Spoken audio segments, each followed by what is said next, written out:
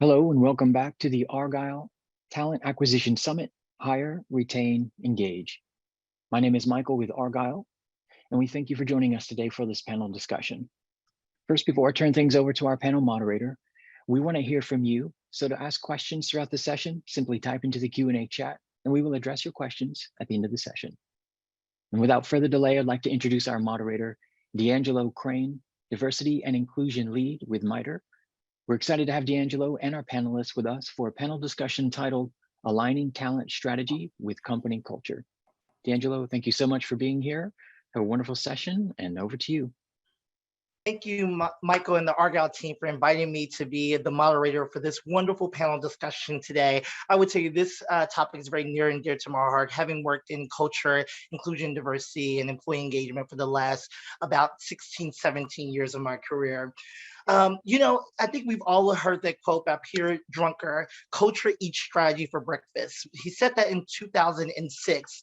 It took a recession, COVID, racial trauma, the great resignation, or as some people call it, the great discontent, the great breakup, as we talk about women leaving the workplace, and quiet quitting, which I was like, we've done that forever, but someone finally coined it a phrase for us to finally start talking about how culture really aligns and should be aligning to our talent strategies, right? Does the engagement and the culture team, are they working with our talent and diverse talent team and talent acquisition? You know what? The Gallup State of Global Workplace Study in 2021 report showed that low engagement teams typically endure higher turnover rates, 18 to 43% higher than highly engaged team. So it's really a state of emergency when we think about tying culture to our talent strategies and decreasing attrition rates that are at an all-time high. And we know that with 11 million jobs open in the workforce. But you're not gonna hear me talk about it. We're gonna hear our practitioners talk about it who are on the phone with us today. And I would like each of them to introduce themselves, and just tell us, when we talk about company culture, define what that means to you, as you introduce yourselves and tell us a little bit about your background. So I'm gonna throw it to Randy first. Thanks, D'Angelo. I'm glad to be a part of this. My name is Randy Gartz. I'm a senior recruiter at American Tire Distributors, which is the largest distribution of tire company in the United States. We are headquartered in Huntersville, North Carolina. And I was a headhunter for 28 years, and I joined American Tire on the corporate recruiting side 2 years ago. So I've got to see a bunch of companies that I was out finding talent for, and now I get to see it just at one company, what it's like on a daily basis to try to land the best people that are out there that would also fit into the principles and cultural fit that make sense for us. So I'm glad to be a part of this. Aaron.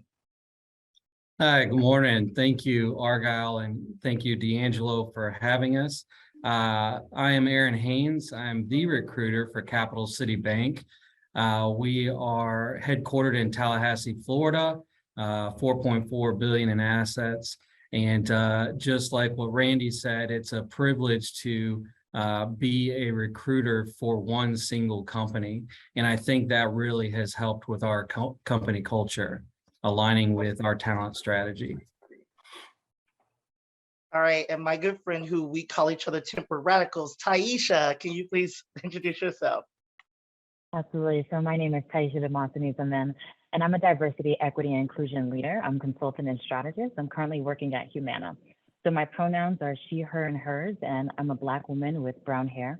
My hair is black. I'm sorry, I have a brown hue. I have black hair and a bun on the top of my head and a pink blazer. Also, I'm from Boston, Massachusetts.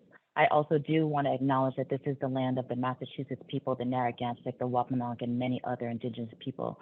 I also want to affirm that this land acknowledgement is not enough, but it is just a start to begin to repair the harm and the damage that we've done to indigenous people. So be an ally, go research, and find out your own land acknowledgement as well.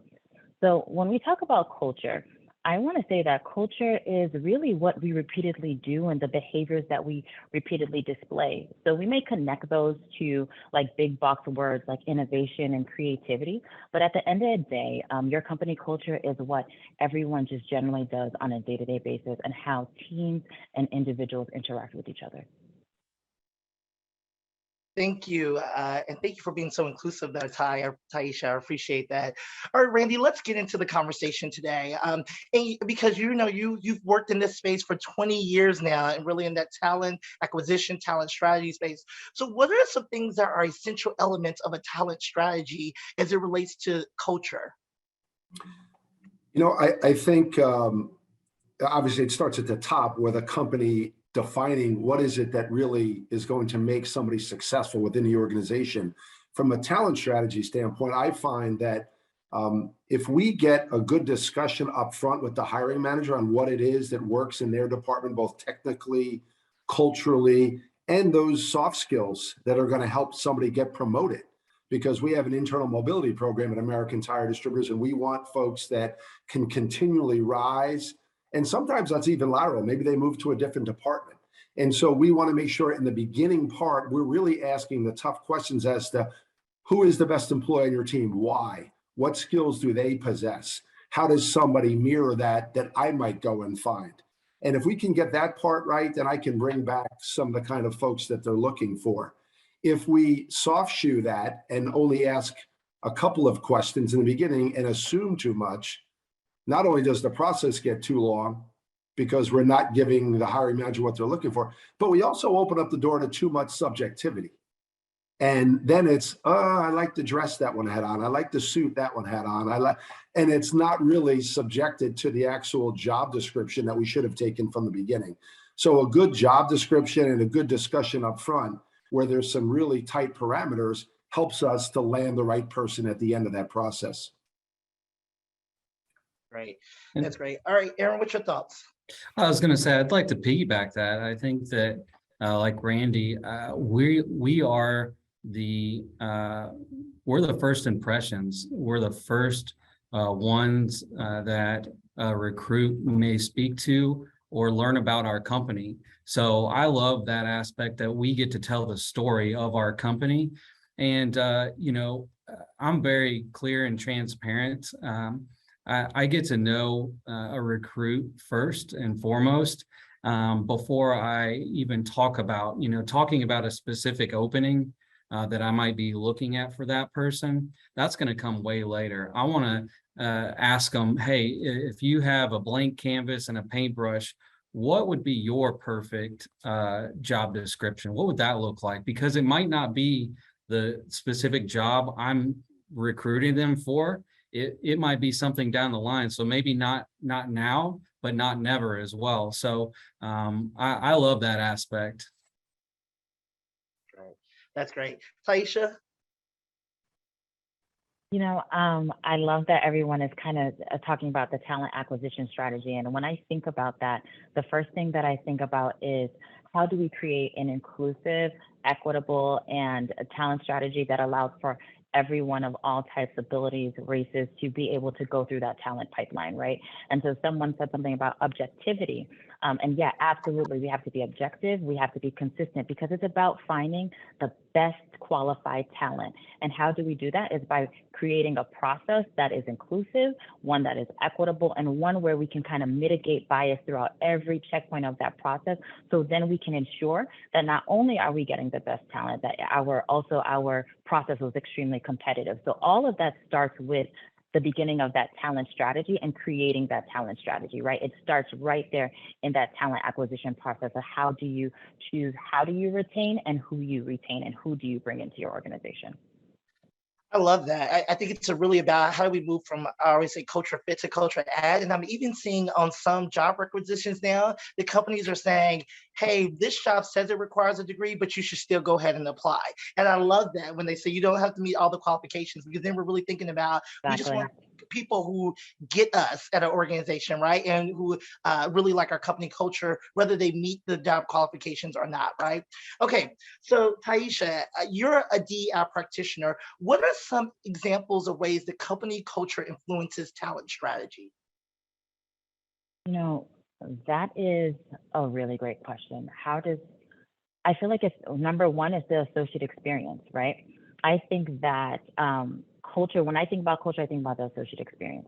And when you think about your talent strategy, and not just really at the acquisition stage, at every single aspect, so performance development, right, mentorship, sponsorship, it's really about understanding and listening to your associates, what their needs are, and then getting that 360-degree feedback, right? So listening, understanding, when you take those continuous and listening and you take those pulses, how do you start to implement those into your culture in order to impact the culture and impact your talent strategy, right? So it's about listening to your associates first and foremost and understanding what their needs are and now incorporating into that. So it's really about prioritizing those leadership behaviors that really matter and impact your talent, and then listening to your talent. And I really think that there should be that 360-degree cycle.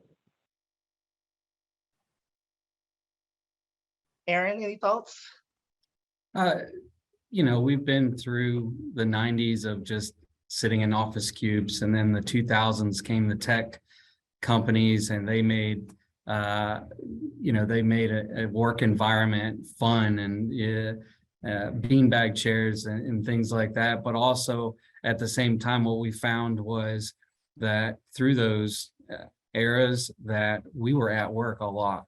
And then the pandemic happened, and we, as a culture, realized, hey, we can do some things flexible. And so I think listening, as we just spoke about, listening to the culture, listening to the teams, I think once we all come together and hear what the company has to say about our culture, the new culture that's in our era, that's when people will get on board and give you that extra effort because of what they believe in, not because of something that's, in their compensation package necessarily.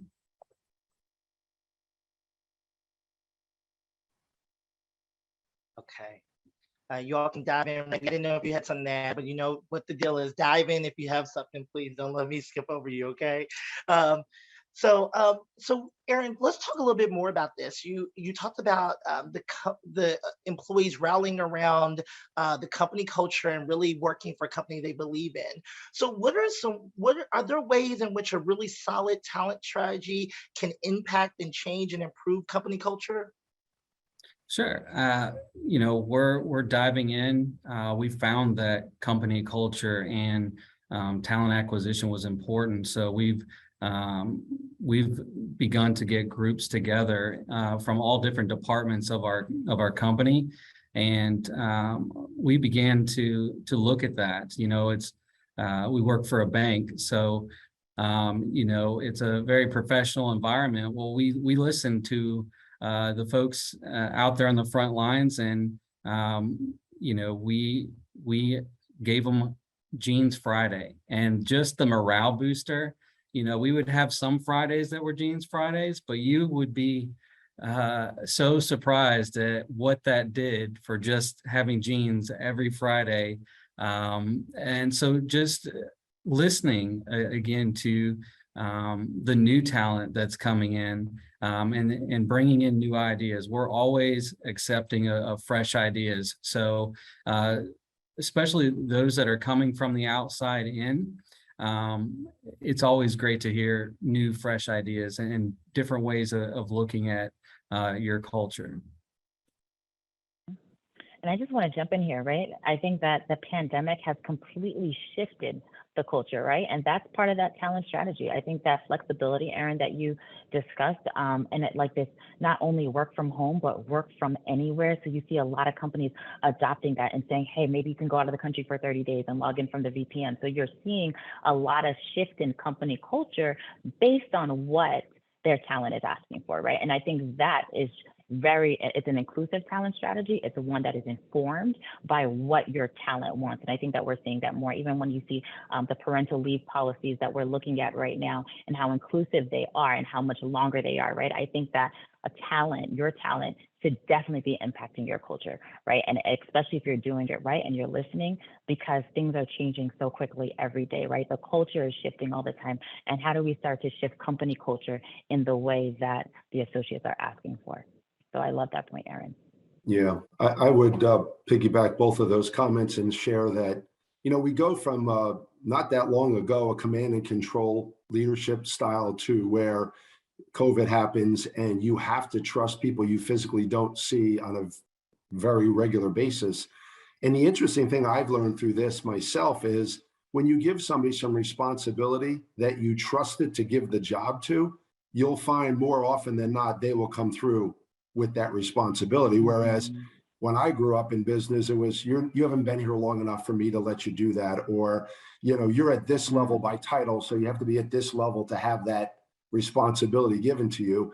We are now in a place where I have to trust the folks that I work with on a regular basis, which frankly has made it easier. And I think that your question is a great one, D'Angelo, in the sense that I don't find that talent acquisition holds the responsibility of changing or improving or creating the culture by itself. It should be a support to whatever the culture the company is trying to live by.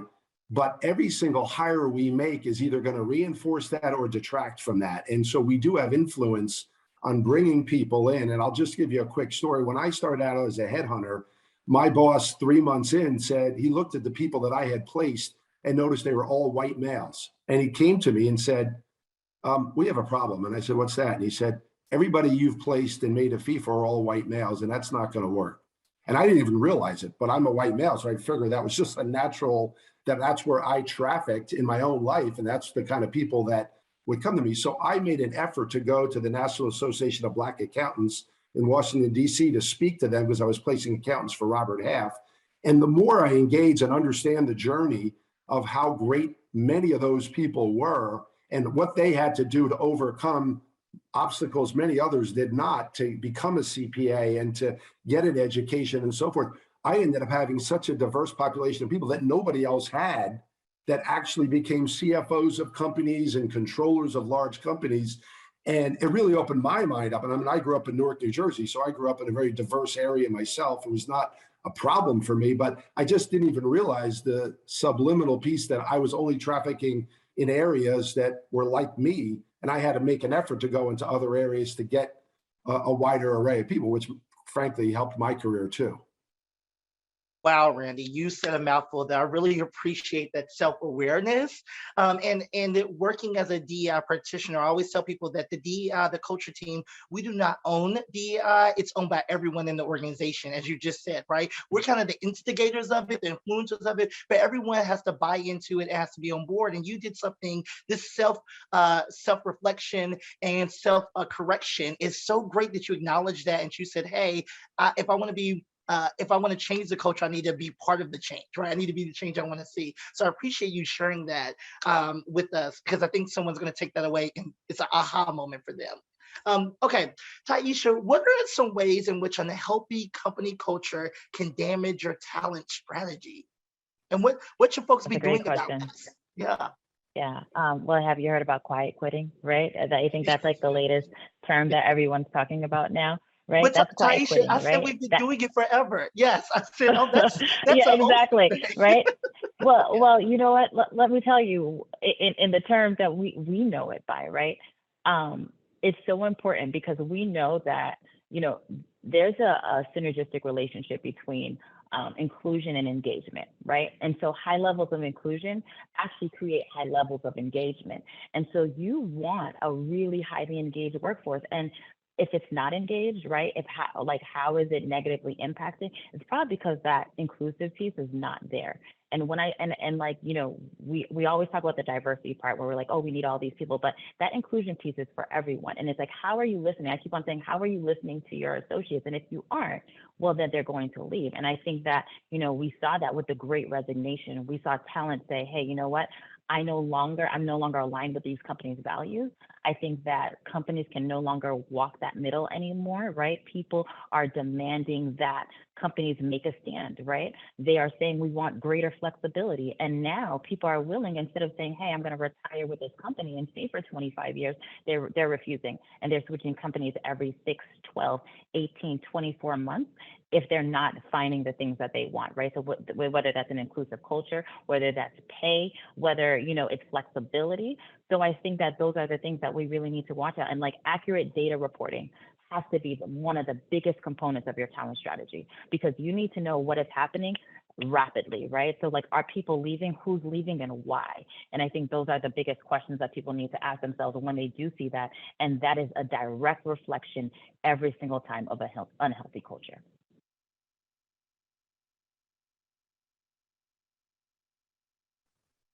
Anyone else want to lean into that? Yeah, okay. I'll just kind of piggyback on that is, our jobs as recruiters are to go out and bring in top shelf talent. I think an unhealthy culture within, if you don't have the proper structure to welcome the new talent, and if you don't have the right training in place, if you don't have the DEI and B team to welcome them in and give them the culture, this is our DNA. And if you don't have those strategies in place, we call it the first 100 days, 30, 60, 90, 100 days. And we have orientation where you get to sit around the table with our CEO. And so you get to learn from senior management. And that's one great benefit that we have. And so great forums like this, we get to have all the time within our company. And I think those are necessary things to have in place, because you bring in new talent and then you have an unhealthy culture, they are going to just walk out the door and quietly or loudly. Yeah, D'Angelo, I would add to Taisha's comments all along that the opportunity for an organic engagement effort really is the ultimate goal. I'll give you an example. I mean, there's nothing that inspires another human being more than another human being, in my opinion. And so we have used Ukrainian offshore developers at times in our career because they have some of the greatest technology developers in the world. Then the war happened. Well, at the end of our second quarter, we had a town hall meeting, and our CEO started with a story of a Ukrainian developer who would fight for 13 or 14 hours a day and then go back into the bunker and continue to develop to make sure that they could get income for their family who they got out of the country. And when you see something like that, not only do you get a little teary-eyed, but you start realizing, A, how fortunate you are, B, that you work for an organization that has funded help for Ukrainian dissidents that have been displaced from their country. And you now are part of something higher than moving tires as a living. You're part of an entire community of human beings that have a spirit and a situation that we are going to do everything we can to look out for each other. And that is, to me, about as good as you'll ever find in the workplace. Absolutely. I love that. You are talking a lot about empathy and vulnerability, which are, if you read any of the blogs or any articles out there around what the leaders need for today. There is a question from the audience I want to kind of ask you all about. What are some ways that you gathered ideas to ensure you're capturing a good cross section of the culture? Aaron, you talked about listening, and so, Taisha, you also talked about that too. Randy, you can share as well. But what are some ways you are gathering these ideas and ensuring you've got everyone included in those ideas and that input? Yeah. I mean, I can start off. We go in, our chamber invited us to an event where they talk about all kinds of talent. And there is a team that helps with the prisoners that are coming out and into the workforce, those with certain disabilities that we could definitely have and bring a smile to our face. One of the stories, if I may share, is there was a girl, I wish I had her name, but they shared a story of this girl, and she came in and she was helping during the pandemic. She was taking the temperatures at the door, and when the pandemic ended and they no longer had to test at the door, they were wanting to see what she brought. Such a light to their office that they were looking for a job for her, and she ended up being able to be working with the office staff. So what the company did as a culture, they ended up marking, they said, each department, we want you to have a color coordinate for each of your departments. So whenever the paper or the mail would come, one of the office staff would mark red and she would take it over to red. And that was overcoming one of those abilities that she was able to bring smiles to continue on past the pandemic. And those are just things to think outside of the box. So we love to go and be a part of that in those organizations. So we welcome organizations like that make employment placement available for us to have those conversations. That's a great idea, Aaron, and I just want to piggyback off that because, we live in a multicultural society, right? So your organization, your company should be a reflection of our multicultural society. So how can you source for success?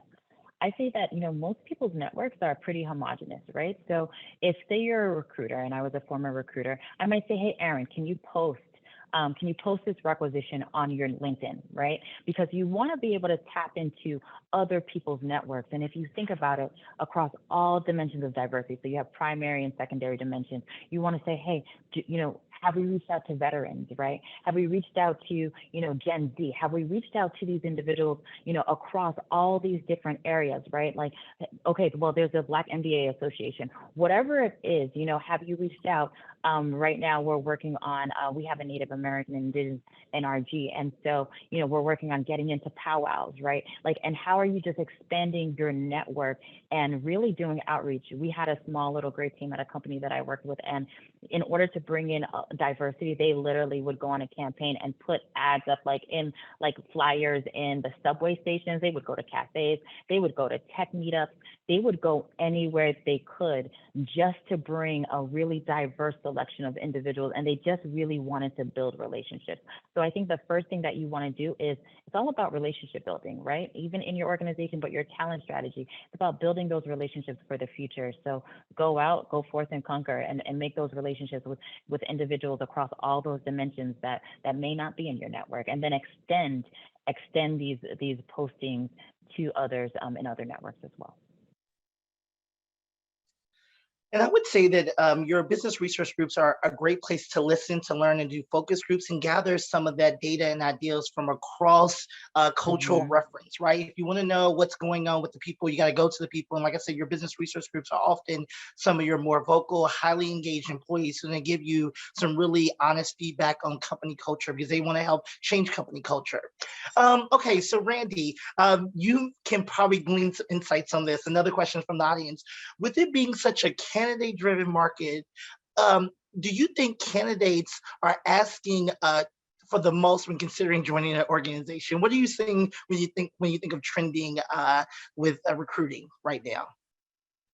Well, the interesting thing is there's a whole bunch of new things that have come up in the last 2 years, and I'm not sure there is one, but I would say that the flexible schedule requests are very early in the discussion, more than ever before. I have a friend of mine who's an administrator for a major law firm, and he basically, with his board, came to the conclusion a year ago that if we're going to ask people to come back to work, they better make the office as nice as their home because that's what you're competing with, right? And so all the amenities of a house have to now be at the office in order to really try to lure people in. Although I would say on the flip side of that, depending on where you're at in your career, I think back that if I was a 27-year-old recruiter again, and I wasn't in an office every day, learning quickly from my mistakes, having a manager next to me, the acceleration rate of my skill as a recruiter would have been a lot longer than if I were at home at 27 years old, just doing it in front of a computer and not getting the feedback as quick as I had back then. So I think from a job seeker standpoint, we have to be equally conscious of what are my opportunities to grow and what am I naturally good at. And if I'm not getting what I need from a growth standpoint, I need to seek that somehow. And that could be going into the office twice a week, even though the company said only come once, because maybe the interaction allows for greater growth there. Yeah, that's great. And there's a lot of talk around, I've been reading articles around ensuring that your culture and DEI team is part of those workplace back to work decisions and those hybrid decisions. And many companies are starting to connect those dots together. So I think that's great insights. Ty, any thoughts on this one or Aaron? Yeah, absolutely. I want to jump in there because as Randy was speaking, I also thought, and I know this may be controversial, but like even your vaccination policy, right? And is it inclusive? Because you have to ensure that are you restricting some of your best talent from coming into your organization based on some of those policies? And it's just something to really think about because, being in the DEI space, I always say that reasonable accommodation is compliance, right? We want to move beyond compliance into culture, right? So we want to just not do those things that we have to, those requirements. We want to do the things that, we really want to because we want to meet our talent halfway. So, when you think about things like vaccination policy or work at home flexibility, right? Parental policies, all of those things, take a look at some of those policies and say, are these policies creating a barrier, right? Because you don't want to be a barrier, you want to be a bridge. Are they creating a barrier to the talent entering the organization? And if so, how is that impacting us long term if we are creating barriers? So seek to remove those barriers, and they could be anything. It could be your vaccination policy, it could be your flexibility, your work at home policy, or your go in office policy. So think about those things that are concretely, those concrete barriers and requirements that you have to see what you can do to remove them to ensure that you're getting the best talent.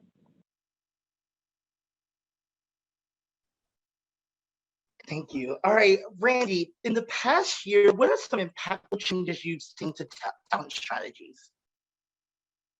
I work for a company who goes out of their way to make sure that the communication of how we're doing as a company, both profit-wise, success-wise, as well as individuals. So every month we celebrate every group that, frankly, we possibly are aware of, whether that's Hispanic Heritage Month that we're now celebrating, and we had salsa dancers come into the office and do some dance classes. I thoroughly embarrassed myself on that one, and other types of things where you not only are asked to celebrate it, but to participate in it, to learn the culture, and to see what really is a natural thing for that group of people. And so that we continue to learn to trust and respect and honor each other for all the things that that can give us, not for, oh, that's not me.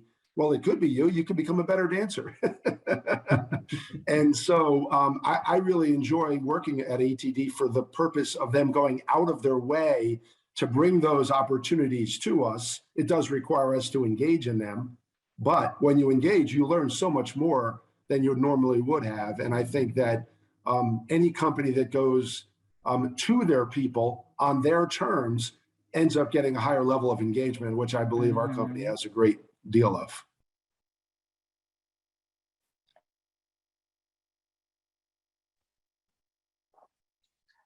Aaron and Taisha, anyone want to share with that? Okay. All right.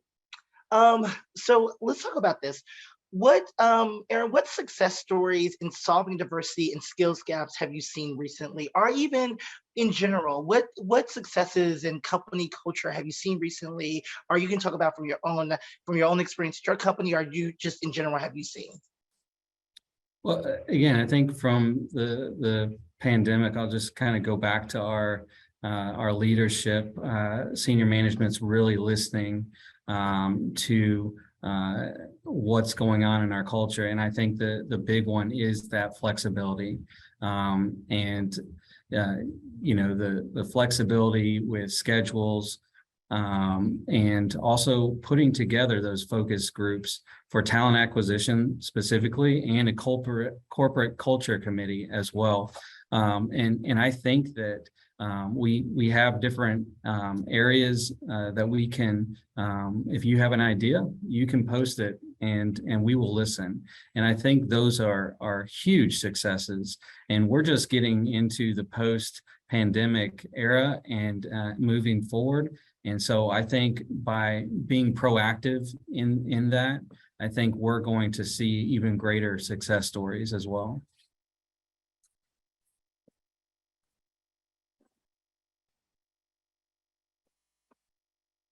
Randy or Taisha, did you all have any thoughts around that? What I do want to bring up is because you can't have a talent strategy without bringing up pay equity, right? And I think that one thing that we have seen significantly with legislation in New York and Colorado of that pay transparency, right? Ensuring that those job descriptions have the salary attached to it. I think that this is something that we absolutely need to bring into the conversation because not only is talent looking for pay, we all know that the fastest way to get a raise is to do what? Leave your company, right?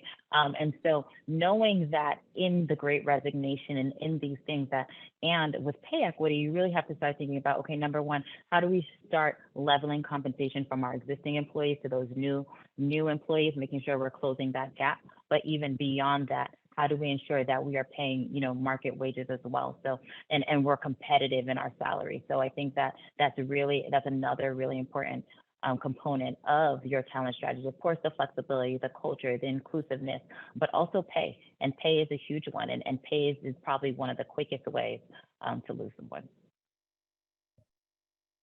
Yeah, I mean, I think we've heard companies giving out stay bonuses. I'm all about it. If that's what you need to do to excite people, you're like the engagement time. But how do we close this wealth Exactly. gap, right? How do we close this equity gap Yeah, right there? So those bonuses can sometimes help with that. All right, we're going to take some questions for the audience. So if you all have any questions, start to send them our way because we're ready for them. And we've already got one here. What's the biggest mistake you've seen companies make in formulating their talent strategy? And how did they get past it? I don't necessarily know or want to speak for other companies, but what I would like to say is like Randy's team and our team, I think it was a great proactive piece to create a recruiter role for specifically our company versus, the headhunters.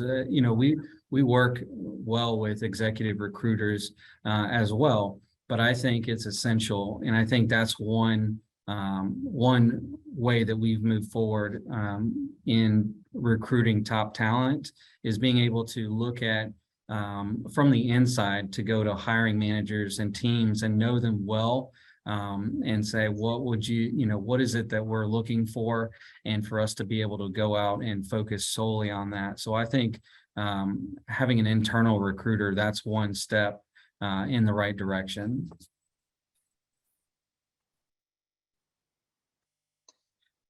I would actually piggyback on some things Ty has clearly led to, which is more of a progressive mindset along her discussion points. And that is that one of the biggest mistakes I find companies make, and why I was very successful as a headhunter, was because companies didn't change fast enough. And so they based what are they looking for today off of the person who just left the company. And they didn't learn from the feedback. They didn't have an exit interview strategy. If they did, nobody really took that to heart. They didn't adjust. So they're using the same job description today as 3 years ago when they last filled that position. And there just isn't a fast enough adjustment procedure in place to reflect what the current market, or even the future market, even better, is really heading towards. And so that could be compensation. That could be the skill set today is different than when we hired 3 years ago. So we need to rewrite the job description, so on and so forth. And I think having a progressive mindset and an open mindset regularly will help a company to continue to stay ahead of that curve. I agree. And I think a lot of companies miss out on informing their talent acquisition team is what are their goals around hiring, right? So if we say as a company, we have these diversity goals, have you equipped the talent acquisition team to do the work? Do they know how to recruit diverse talent? Do they have the tools, the resources, the training, all of those things to do that? And oftentimes they don't, right? And so it's like, how do we connect the dots between company strategy around hiring goals or diversity, inclusion, and belonging goals to how talent acquisition team is going out and seeking candidates internally and externally, right? Yeah. Okay, another question from the audience. We are struggling to get started with developing a talent strategy. Where should we even start? Taisha, where should they even start at? I would say a couple of things that you can kind of look at. So first, of course, your talent acquisition strategy, right? So Aaron and Randy spoke so great about like those recruiting pieces, right? So you want to think about your recruitment, who you're recruiting and where you're recruiting. And I think performance development is a huge one, right? So how do you develop the talent that you have? Things like succession planning, making sure that you have mentorship and sponsorship. And if you don't have those things because it's a very new organization, right? Build a strategy, maybe even with your talent, about asking those really good questions like, okay, well, what are those skills that you want to build upon? Understanding how you can continue to grow your talent, because we know we're in the era of the Great Resignation. We know people will leave and go somewhere where they also feel valued, right? And where they can also grow and innovate and be creative.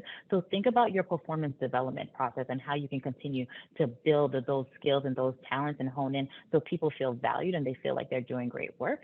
And then focus on the associate experience. So, listen, whether you're doing things like surveys or focus groups, understand, like, you really want to understand what it is that your talent wants. So I would say, and then I know I said it before, but your data is key, right? You want to be able to say, okay, well, how many jobs did we fill and who did we fill them with and how are we filling them? Are there any gaps, and how does representation look like, right? How does our pay look like, compensation, and look at those things, right? So you want to really create a holistic strategy. You want to, of course, think about inclusion and equity at the core of that, but I would definitely say, look at recruitment, look at performance development, mentorship, sponsorship, building those skills, and then making sure that you're able to track that data and see what is working and what is not. That's exactly right. Fantastic on that. Okay, so we got about 5 more minutes left, and so you all can have a closing remarks here quickly, and maybe you could just talk about where do you see talent strategies going to over the next 5 to 10 years? Where should we be thinking about? Where are we going to see energies going to when we think about talent strategy and how we define them? If you could do it in less than 45 seconds or a minute, that would be great. That's the challenge. But go ahead. I'm going to throw it to Randy first if you want to close out. Yeah, I would just point towards finding individuals that are adaptable. Every market is changing at a breakneck speed, both with technology as well as the disruption of the industry itself. We had supply chain issues, obviously, like many, to get tires into the United States.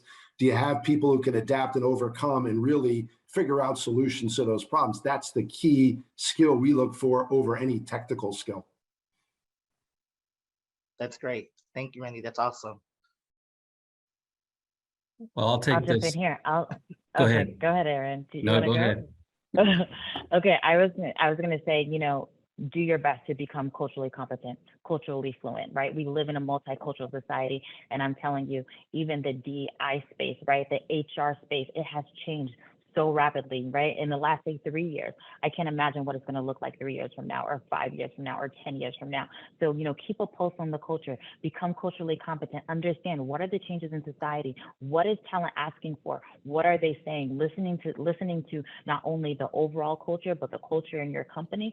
Do that, because I can't even say what it's going to look like in 5 years. All I can say is that we live in a multicultural society. Stay culturally competent, stay culturally fluent, keep your thumb on the pulse so you can really understand what's next, and then be adaptable. Like Randy said, be adaptable, so that way you can shift that culture and shift that strategy as fast as you can to really meet the demands of the ever-changing demands of our talent. And I'll just wrap up by saying, I don't have a magic ball for the next couple of years, 2 to 5 years or anything like that. But one thing is not ever going to change. We are all, whatever industry we're in, we're all in the people industry. It's about relationships. Diversity is the best way to learn from each other. Honoring our companies and being respectful of others, and with your clients, seeing that type of culture, you're gonna be a magnet to come to your business. So That's great. I'll leave you all with one of my favorite quotes, and I say it every session. So Taisha probably has heard me say it all the time. It's about Maya Angelou. That people may forget what you said, they may forget what you did, but they will never forget the way you made them feel. As we think about where is talent strategies going to, it's really about people are going to start looking for those companies around how do you make me feel? Not if you can do the job, but what type of culture are you bringing into our organization? Are you adding to the culture and evolving it? And I think that's what we've got to continue to look for before. I think about some companies now are saying, remember, they were talking about the shortage of pilots, and they're saying, oh, well, you don't need to have a degree to be a pilot. You just need to be able to fly a plane. And so organizations are going to start looking at how do we get more people who can help fly the plane and also retain those customers and make them feel safe and secure within these workforces. And so that's where I think Talent Strategies is moving to. We're connecting culture, DEI to the talent acquisition team, and how do we all move forward together with a cohesive approach. So I want to thank Randy, Aaron, and Taisha, and Argyle for having us today. This has been such an engaging conversation. I say let's continue to have these great conversations and share with others. And thank you to everyone who joined us today. Hopefully you learned some things. Go find us all on LinkedIn. We want to continue to share and with you all. So thank you all. Have a fantastic day, everyone. Thank you, D'Angelo, Taisha, Randy, and Aaron for a wonderful panel discussion. I also want to thank everyone for joining us today for this fantastic discussion. Now, this session, along with all of today's content, will be available on demand following the event. D'Angelo and everyone, thank you so much.